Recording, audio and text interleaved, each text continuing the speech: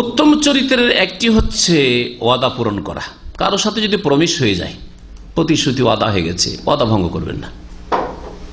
চুক্তি হোক ব্যক্তি পর্যায়ে অথবা গোত্র পর্যায়ে, রাষ্ট্রীয় পর্যায়ে, যে কোনো পর্যায়ের হোক না কেন, চুক্তি ভঙ্গ করা কাবিরা গুনাহ। গাদ্দারি করা, খেয়ানত করা, ওয়াদা ভঙ্গ করা, সামান্য কথার শুধু ওয়াদা, ঠিক আছে কালকে আপনার সাথে দেখা করবো, এমন কিছু না, টাকা পয়সার লেনদেন নেই হয়তো, তারপরে কোন পরোয়াই করলেন না, এটা ভালো কাজ করলেন না। ওয়াদা করেছেন, লোকটা অপেক্ষা বিষয় আছে, ওয়াদা করেছেন, ওয়াদা পূরণ করেন। কারোর সাথে যদি ওয়াদা করেন, চেয়েছে আপনার কাছে ধার, ঠিক আছে দেবো, তাহলে অবশ্যই দেন। শুধু একটু বাহানা করার জন্য এখন কমপক্ষে টেলিফোনটা রেখে দিই, দেবো বলে দিয়ে দেবো না, না, কখনো এরকম কাজ করবেন না, এটা নবীর আদর্শ নয়। আর ওয়াদা খেলাফি করা হচ্ছে মুনাফিকের চরিত্র। নবী সাল্লাল্লাহু আলাইহি ওয়াসাল্লাম আয়াতুল মুনাফিকে সালাসুন, কোন রিওয়ায়াতে রয়েছে চারটি যদি লক্ষণ থাকে কারোর মধ্যে, তাহলে সে কানা মুনাফিকান খালিসান, সে হচ্ছে খাঁটি মুনাফিক। এগুলো হচ্ছে কর্মগত মুনাফিক এর চরিত্র। আকীদাগত বিশ্বাসগত চরিত্র মুনাফিক হওয়ার জন্য আকীদায় ত্রুটি থাকতে হবে। আকীদায় যে বিশ্বাস করেন আল্লাহ পরকালে, হয়তো সে আকীদার মুনাফিক, সে মুসলিম নয়। কিন্তু মুসলিমও মুনাফিক হয় আমলের দিক থেকে, কর্মের দিক থেকে, যখন কি করে, সত্য না বলে মিথ্যা কথা বলে, ওয়াদা করে ওয়াদা খেলাফি করে, অথবা ঝগড়া লাগলেই গাল বেরোয়, রাস্তায় চলতে ফিরতে যেখানে সেখানে গাল বেরোয়, এটা মুনাফিকি চরিত্র। আল্লাহ পাক যেন এইসব খারাপ চরিত্র থেকে মুক্ত হওয়ার যেন তৌফিক দান করেন। মানুষের উপকার করার চেষ্টা করা, শুধু মানুষের না, যে কোনো আল্লাহর মাখলুকের জন্য আপনি দয়াশীল হবেন, তার সাথে সদাচরণ করবেন, এটা হচ্ছে আপনার উত্তম চরিত্র। শুধু মানুষের সাথে না, কুকুরের সাথেও, বিড়ালের সাথেও, আপনার গবাদি পশুর সাথেও, পাখির সাথেও, সব কিছুর সাথে ভালো আচরণ করার শরীয়তে নির্দেশ দেওয়া হয়েছে। এই মর্মে অনেক হাদিসের এক একটি বিষয় নিয়ে এক একটা আলোচনা করা যেতে পারে।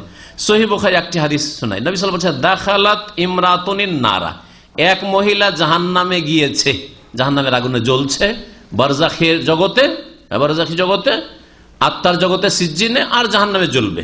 চিরকাল জ্বলবে না, কিন্তু জ্বলবে, যদি মুমিন থাকে তো চিরকাল না জ্বলবে, জ্বলবে। জাহান্নামের শাস্তির কথা নবী সাল্লাল্লাহু আলাইহি ওয়াসাল্লাম বলেছেন।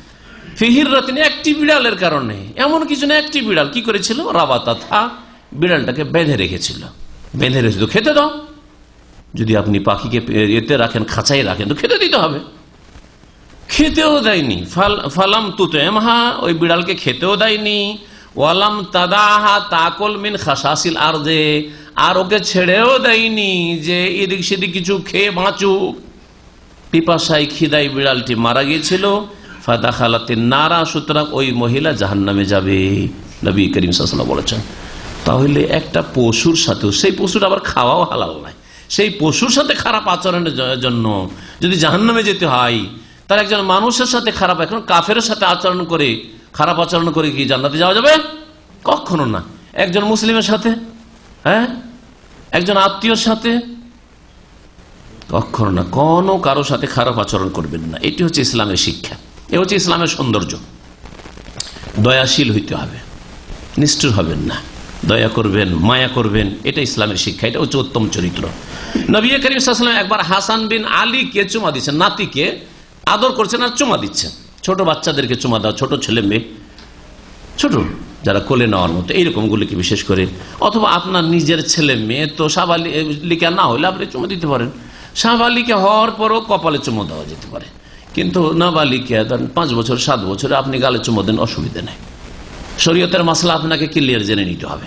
নবী সাল্লাল্লাহু আলাইহি ওয়াসাল্লাম চুমন দিতেন, হাসান বিন আলীকে চুমো দিচ্ছেন। সেই সময় একজন বেদুইন মজলিসে আছে, দেখছে তাকিয়ে, আকরা বিন হাবেস, বেদুইন যাযাবর ছিল, জীবনে কখনো ছেলে মেয়েদেরকে কোলে নেয়নি, ছেলে মেয়েদেরকে আদর করেনি। দেখার পরে আশ্চর্য হয়ে বলছে, ইন্নালি আশারাতাম মিনাল ওয়ালাদ, আমার 10টা ছেলে মেয়ে আছে, মা কাব্বালতু আহাদাম মিনহুম, জীবনে কাউকে আমি চুমা দিইনি, জীবনে কাউকে আদর করেনি, চুমা দেয়নি। নবী সাল্লাল্লাহু আলাইহি ওয়াসাল্লাম ভালো বললেন, বীর পুরুষ। অনেকে মনে করে যে বাড়িতে মেজাজ নিয়ে থাকলে, মিলিটারি মেজাজ, দারোগার মেজাজে বাড়িতে ঢুকতে পারলে মনে করে আমি বীর পুরুষ।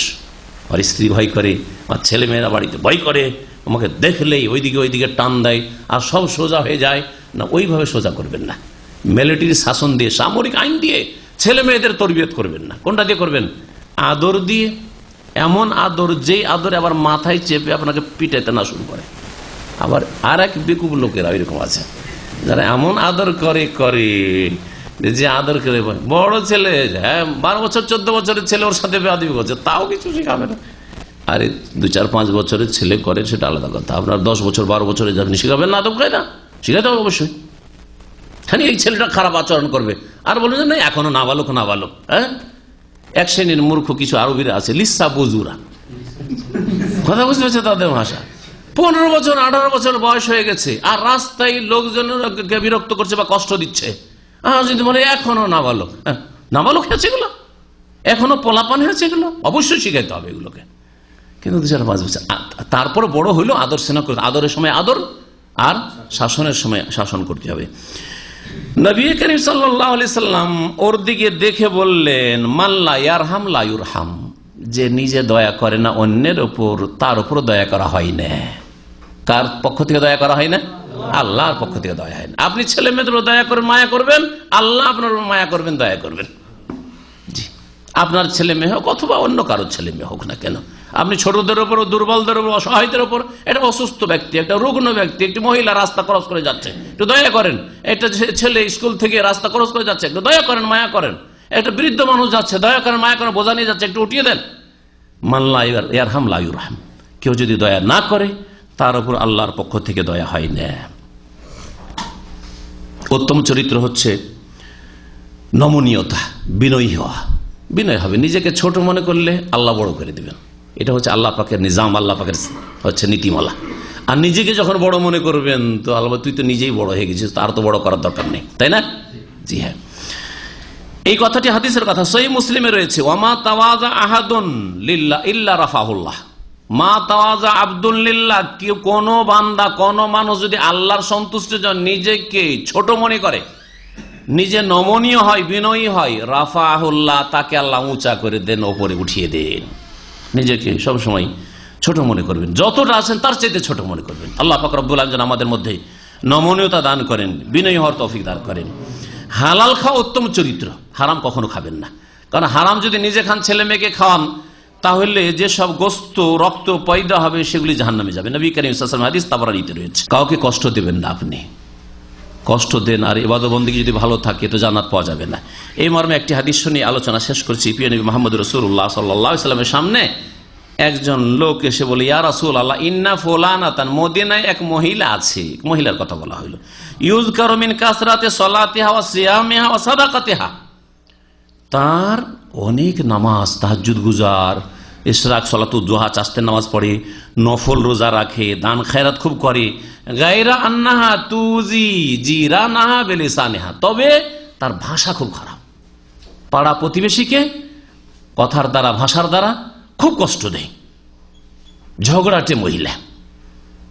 কালা, নবী সাল্লাল্লাহু আলাইহি ওয়াসাল্লাম বলে, হিয়া ফিন্নার, ওই মহিলা এত নামাজ রোজা হজ যাকাত নফল ইবাদত বন্দেগী থাকা সত্ত্বেও, ফরজ তো আছে, নফলও আছে, তারপর কোথায় যাবে? জাহান্নামে যাবে। আরেকজন মহিলার কথা বলা হলো, ইয়া রাসূলুল্লাহ, মদিনা আরেক মহিলা, ফাইন্না ফুলান, আরেক মহিলা আছে, ইউযকারু মিন কিল্লাতি সিয়ামিহা ওয়া সাদাকাতিহা ওয়া সালাতিহা, ওর নামাজও বেশি না, বাস 5 ওয়াক্ত নামাজ পড়ে, সুন্নাত মুস্তাহাবত নেই, তাহাজ্জুদ নেই, সালাতুদ দুহা নেই, চাষতা নেই, ওসব নফল নামাজ নেই, সুন্নাত নামাজ নেই তার, আর সাদাকাও বেশি নেই, আর রোজাও বেশি নেই, সারা বছর রোজা রাখে, ওই রমজান মাসে শুধু রোজা। ওয়াইন্নাহা তাতাওয়াসাদাক বিল আসওয়ার, আর যদি সে দান খায়রাত করে, অল্প স্বল্প দান খায়রাত করে, কিন্তু ওয়ালা তুজি জিরানাহা বিলিসানিহা, জবান দ্বারা, কথার দ্বারা কখনো পাড়া প্রতিবেশীকে কষ্ট দেয় না। এই দিক থেকে ভালো চরিত্রের। নবী সাল্লাল্লাহু আলাইহি ওয়াসাল্লাম বলে, হিয়া ফিল জান্নাতি, সে জান্নাতে যাবে। জান্নাতে যাওয়ার জন্য চরিত্রবান হইতে হবে। আল্লাহ পাক রব্বুল আলামিন আমাদেরকে চরিত্রবান হওয়ার তৌফিক দান করে।